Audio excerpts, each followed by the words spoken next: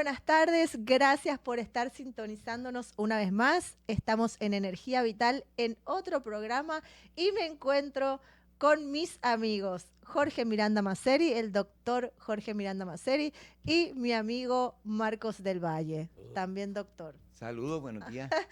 Tengo aquí a dos doctores prominentes que no creen en medicar a menos que sea completamente necesario. Y nuestra medicina, en este caso, va a ser la aventura. Hoy vamos a hablar de la importancia de salir de la zona de confort, de la importancia de la aventura para tener una vida saludable, de la importancia del juego, de la importancia de no perder el niño que llevamos dentro, de la importancia de experimentar, de conocer cosas nuevas todo el tiempo. Pues vamos a hablar de un tema que me toca a mí de cerca, sí, porque básicamente ha sido, ¿verdad? La búsqueda de mi vida, ¿verdad? Les iba a comentar primero que si hay una característica que es innata en todos los seres humanos y que a la misma vez es problemática para la sociedad, es el curioso, es la curiosidad. Los niños son curiosos por naturaleza, todos nacemos con esa curiosidad. Como una anécdota puedo recordar la primera vez que yo vi el reloj despertador de mi padre y tenía la curiosidad de saber cómo funcionaba un reloj por dentro. Y recuerdo que con mucho cuidado traté de desarmarlo y de momento se salieron todos los resortes y los tornillos y de momento yo, ay Dios mío, aquí me van a castigar. Y traté de ponerlo de nuevo como estaba y lo puse sobre la mesa del cuarto de mi padre. Y al otro día mi padre no fue a trabajar porque el reloj no sonó. Y se pueden imaginar qué pasó con el reloj. La curiosidad de un niño que te lleva quizás a castigo. Pero esa misma curiosidad nos hizo la especie dominante de este planeta. Si no fuera porque el hombre miró el horizonte y decía que habrá detrás de ese horizonte, nos hubiéramos quedado en África. Hubiéramos sido una especie africana, como los primates grandes de África.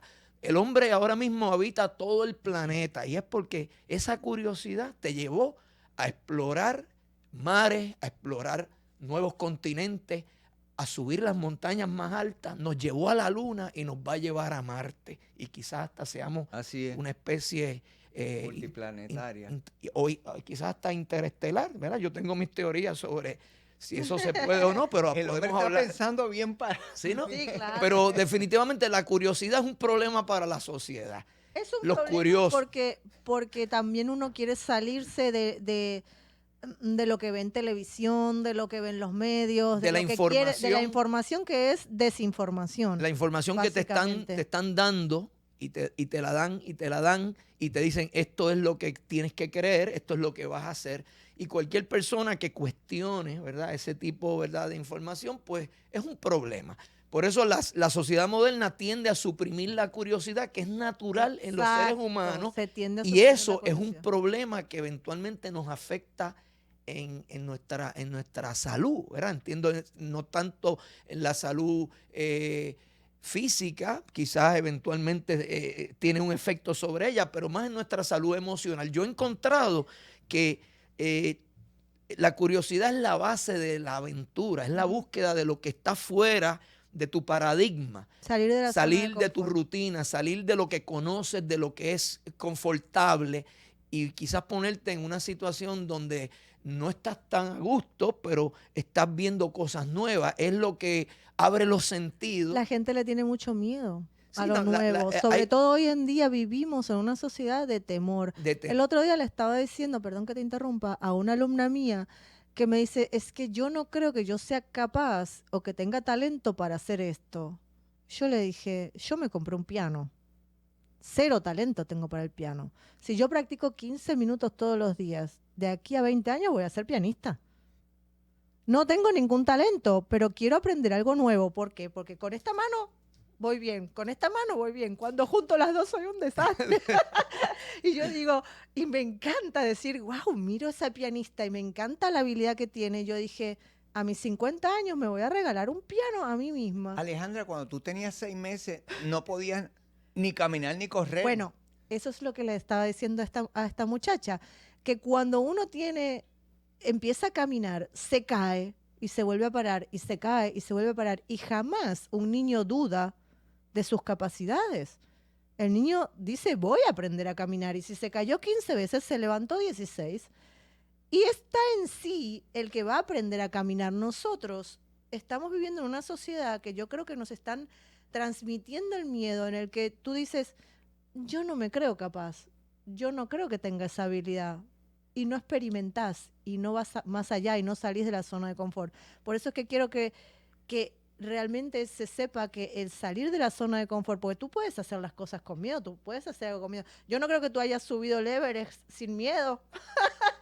No he subido el Everest, he subido otros picos, pero sí. obviamente lo que sí te puedo decir es que la curiosidad tú la puedes satisfacer de muchas maneras, a través de la aventura es una de ellas, y es saludable porque complementa, ¿verdad?, otras partes de la vida.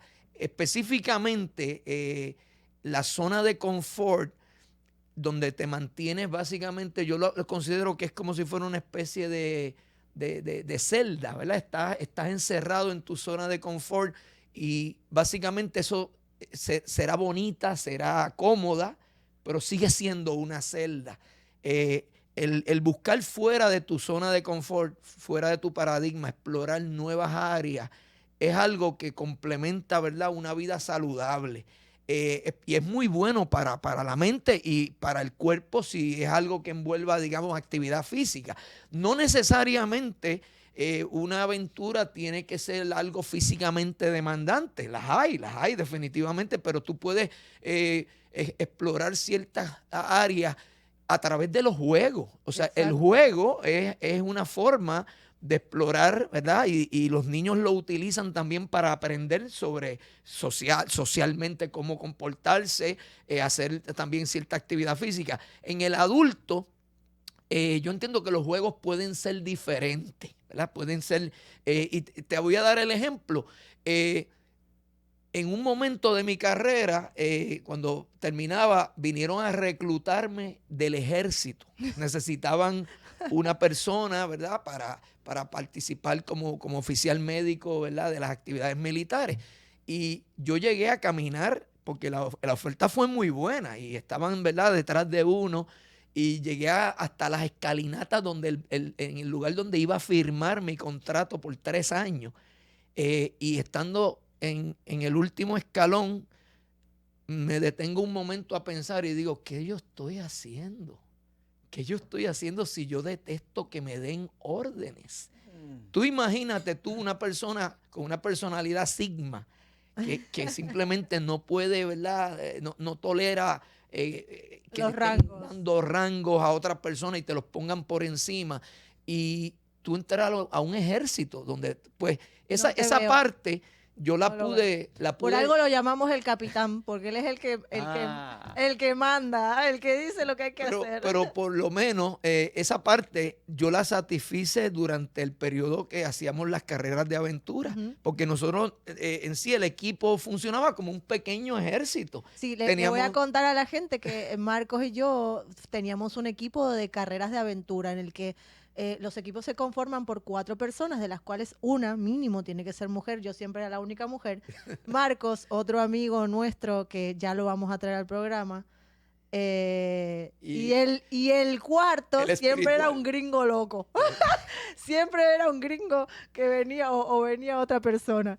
Y entonces Marcos siempre era el que hacía la planificación de las carreras de aventura nuestras.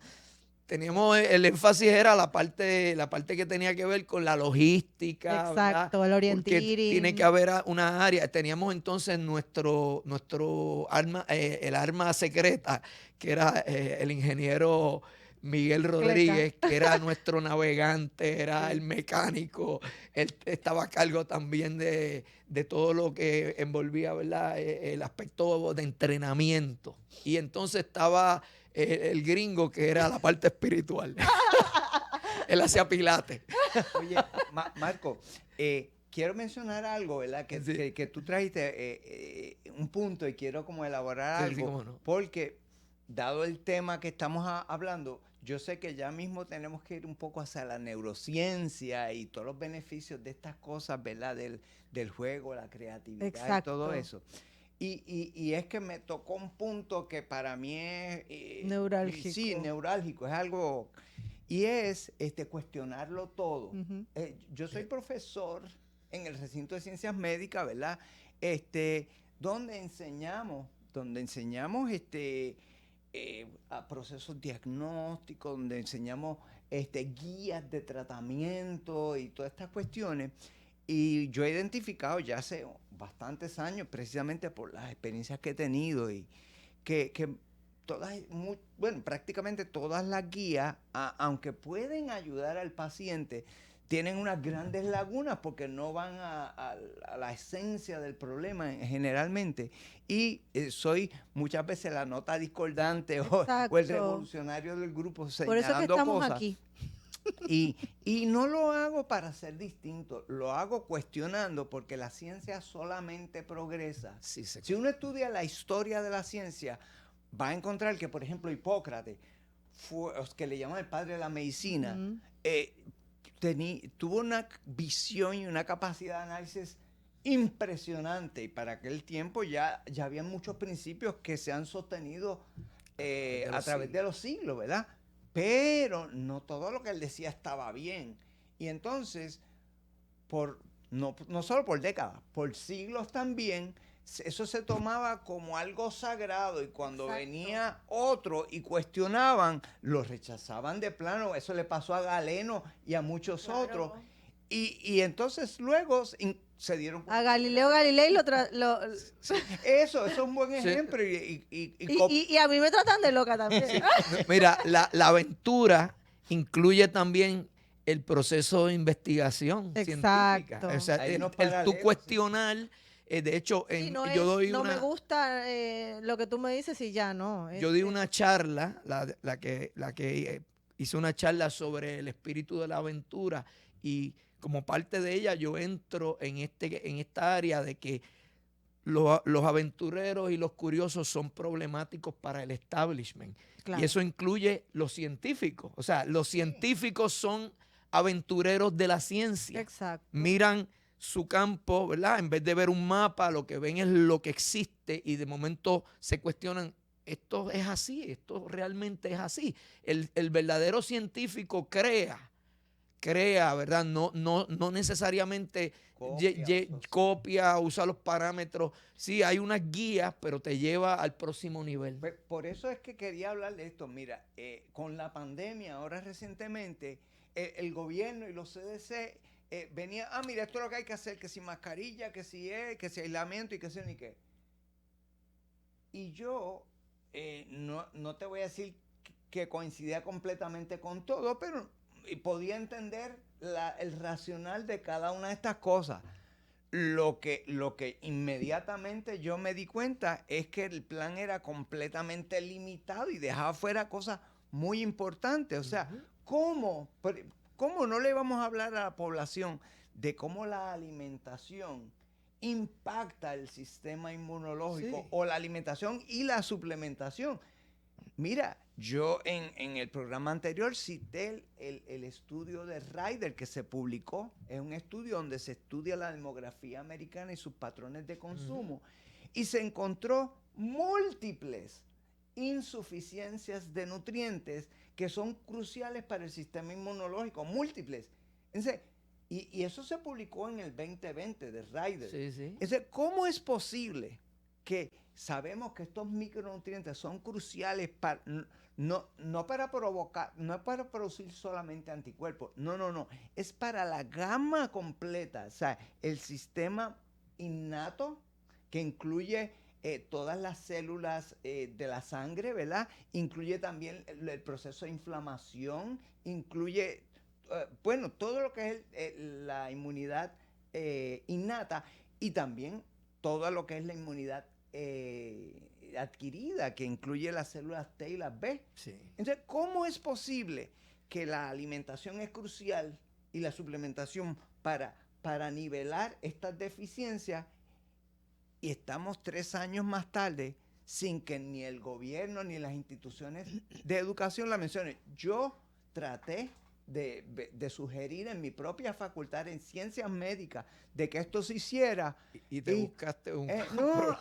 Lo que pasa es que no, eso puede parecer que estamos en contra de esto y de lo otro. Y yo, pero ¿qué? O sea, lo que pasa es que estar en contra no es malo.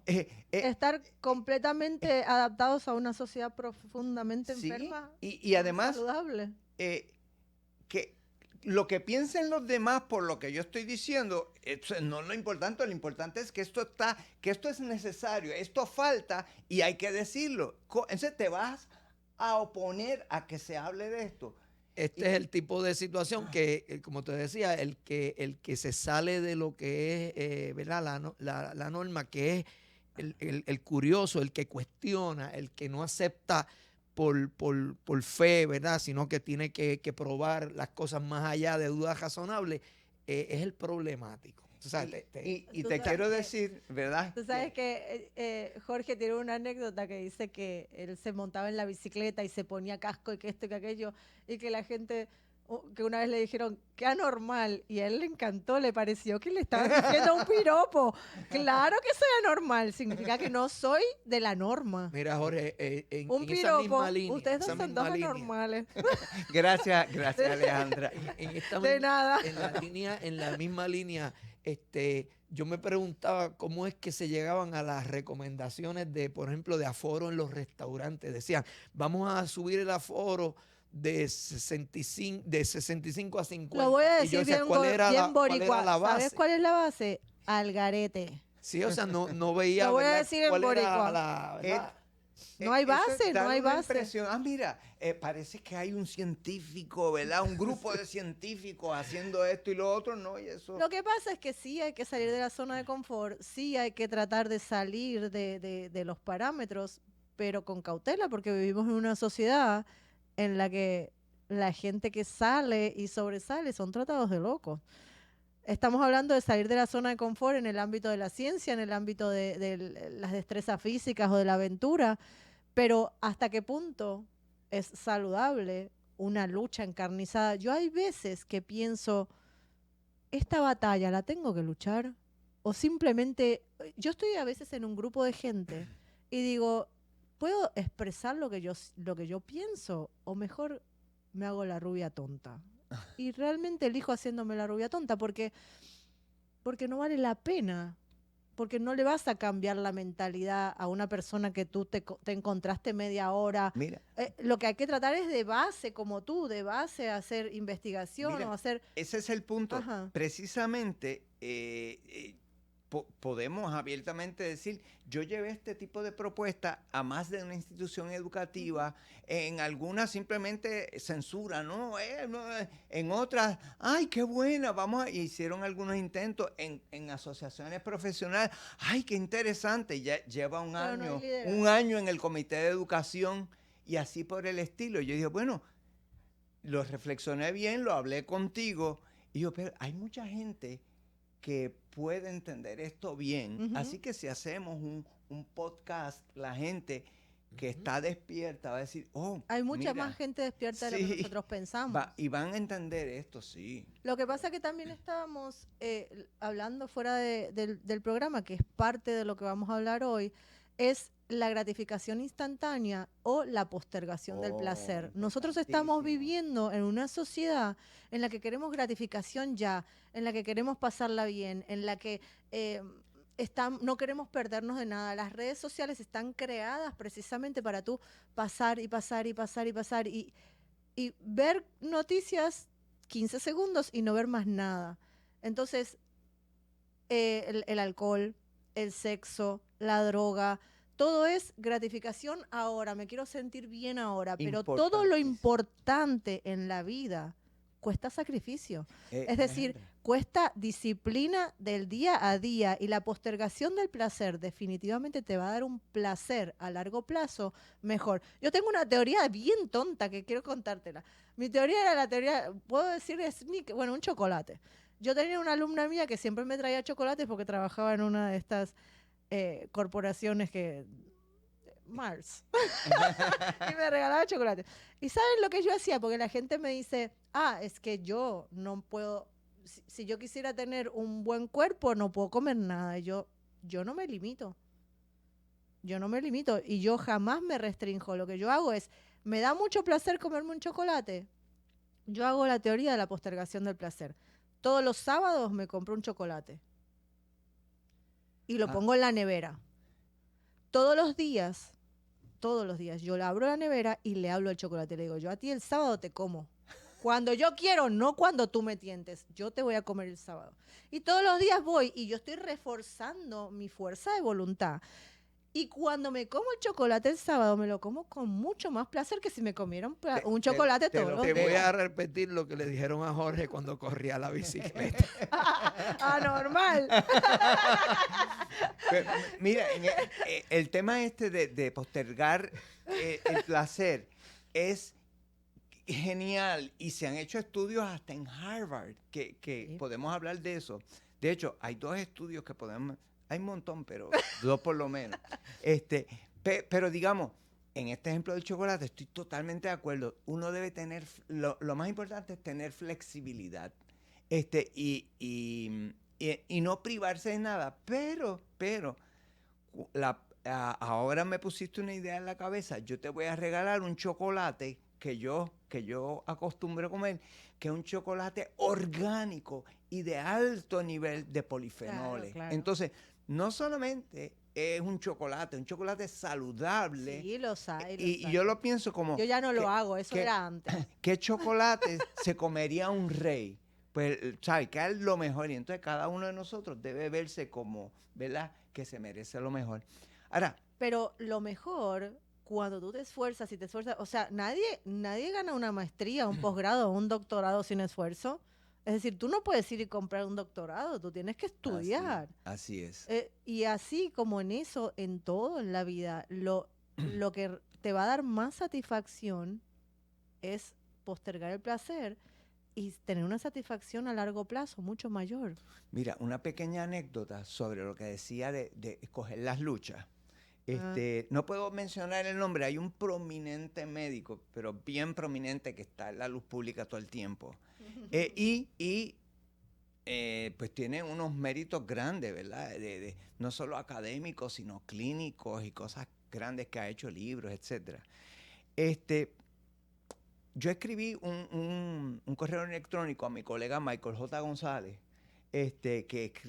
tenemos cientos de publicaciones y muchos de los capítulos de libros que hemos escrito y libros que hemos escrito juntos.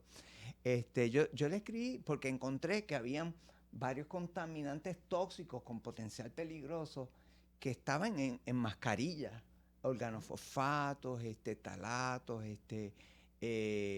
dióxido de titanio que tienen potencial carcinogénico.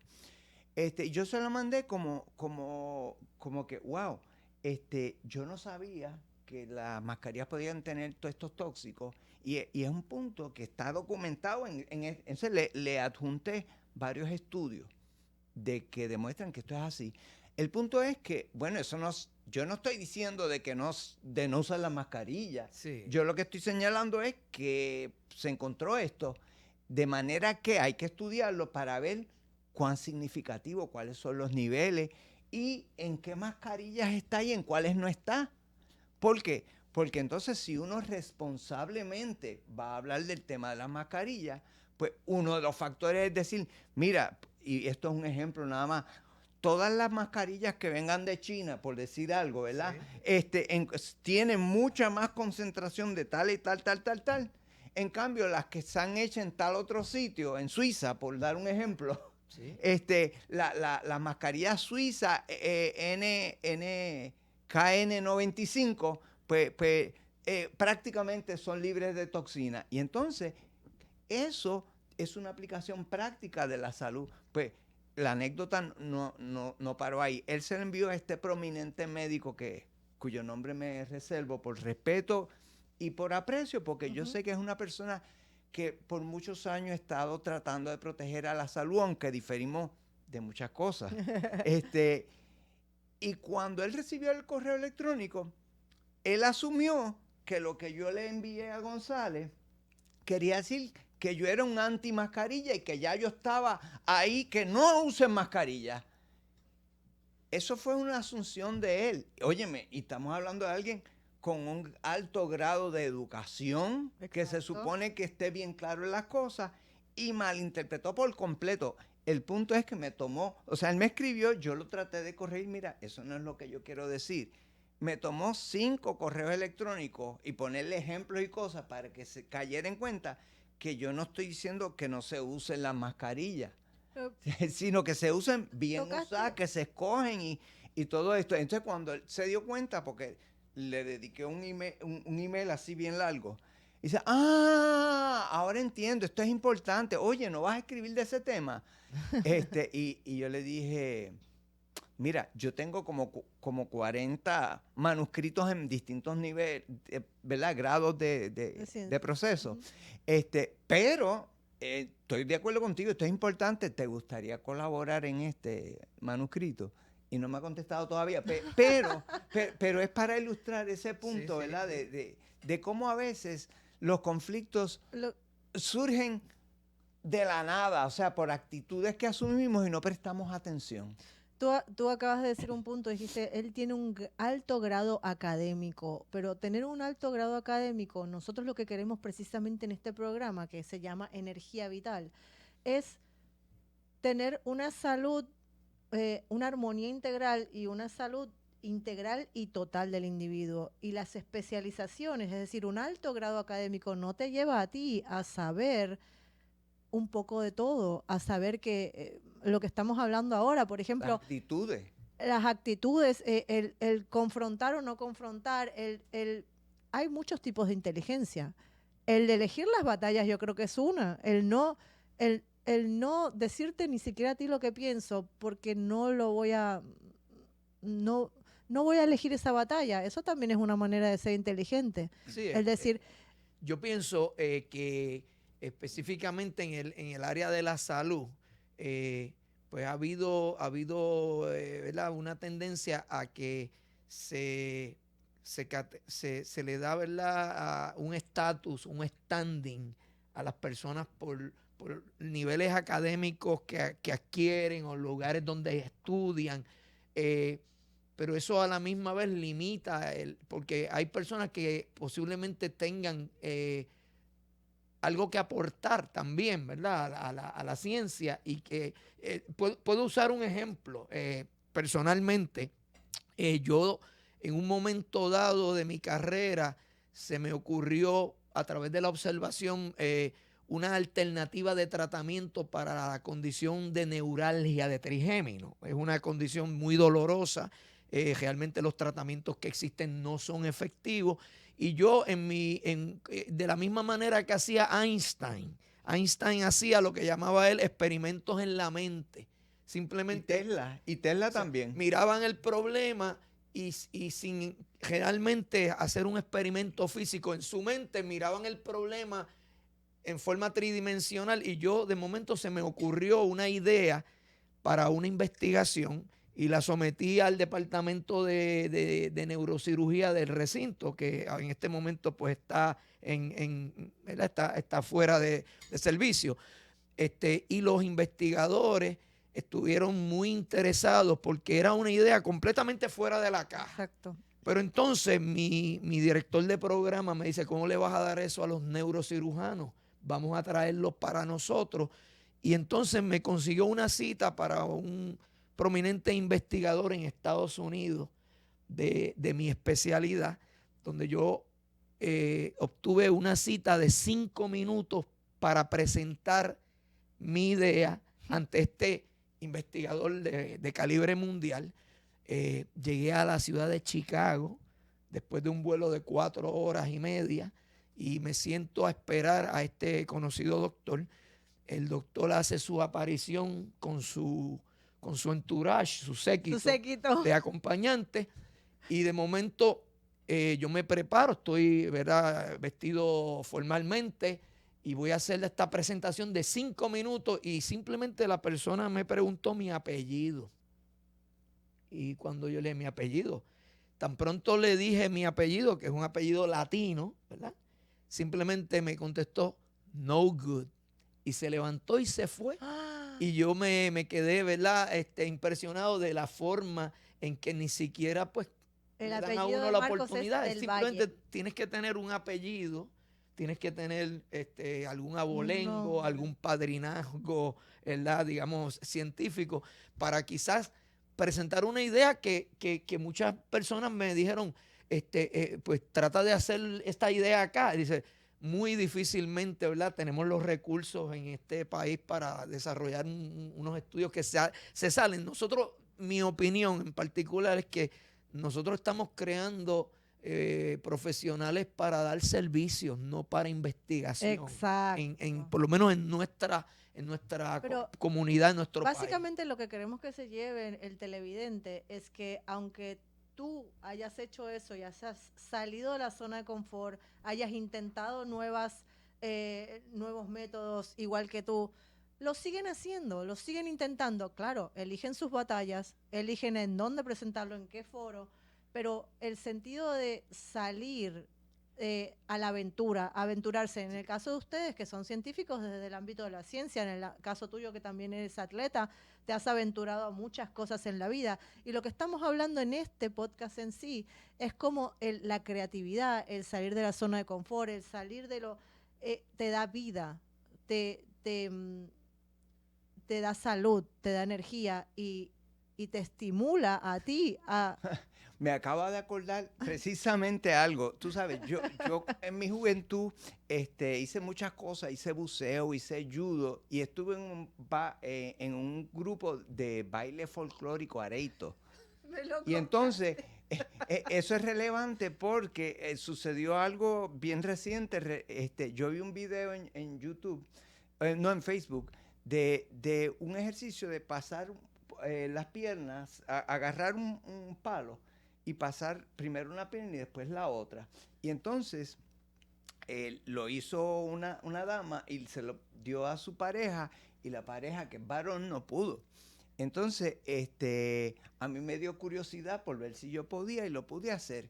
Pero dije, espérate, yo cuando estaba en areito saltaba el machete y eso es brincar con ambas piernas a la vez y pasar el machete. Entonces, ¿qué pasa? Pero eso, yo tenía 22 años cuando yo hacía eso y yo hace, qué sé yo, 40 años que no hago eso. Por lo tanto, cuando yo agarré el palo y lo fui a hacer, era como si yo tuviera el carro en parking y con la emergencia puesta. Como que el cuerpo decía, ¿para dónde va? Era como si yo fuera un perro y tuviera el collar puesto y tuviera aguantado. Y esto se relaciona al tema que estamos hablando, la mente, los sistemas neuronales. Ese circuito estaba formado en mi mente y eso se reforzó por un par de años que yo hice eso. Pero como estaba ese circuito inactivo, habían otros circuitos de protección. Sí. Entonces yo lo hacía y yo sentía como que el cuerpo decía, no, papá, ¿para dónde tú vas? No va. Tú tienes tus dientes muy bien. ¿Y qué sucede? Yo dejé el palo un momento y fui a la escalera y empecé a brincar con las dos piernas. Y es que usualmente uno no brinca. Yo no brinco mucho, así que me puse a brincar con las dos piernas en un escalón, en dos escalones, en tres escalones. Hice eso unas cuantas veces. De hecho, después mi hijo, que estaba en la casa un día, escuchó unos ruidos y salió a mirar y me vio subiendo la escalera con saltos así. ¿Verdad? Qué anormal, ¿verdad? Subiendo a la escalera de 2 en 2. Bueno, para hacer el cuento corto, ¿qué hice? Puse la cámara de video y salté el palo con las dos piernas, ¿verdad? Sí, lo pude hacer. Yo lo estaba buscando porque quería mostrárselo a los televidentes, pero no lo encuentro. Pero aparte mucha gente nos está oyendo y no nos ve. Pero no es algo fácil de hacer. Es agarrar un palo de escoba y brincarlo. Pero eso es el tipo de actividad que una vez está integrada, ¿verdad? A través de la práctica, a través de la memoria. Está ahí en algún momento, ¿verdad? Uno la puede revivir y obviamente tienes los mecanismos para evitar lastimarte, ¿verdad? Claro. Y el punto de esto era que yo sabía que físicamente yo podía ser capaz, pero también sabía por qué el cuerpo lo estaba frenando. Y entonces, conscientemente lo pude traer. Esto es algo que yo no les recomiendo a nadie hacer así, sin el cuidado, ¿verdad?, propio. Pero no sé cuánto tiempo nos queda y no hemos discutido los estudios de Harvard. O quizás ya hay estamos otros pasados de tiempo, pero si quieres vamos a decirlo. Mira, uno de los estudios importantes, hay muchos, ¿verdad? Pero el primero que quiero mencionar es el de la doctora Langer, de Harvard, que ella hizo un experimento en el 79, del cual salió un libro que se llama The Counterclockwise Study. O sea, el estudio de darle vuelta hacia atrás al reloj. Exacto.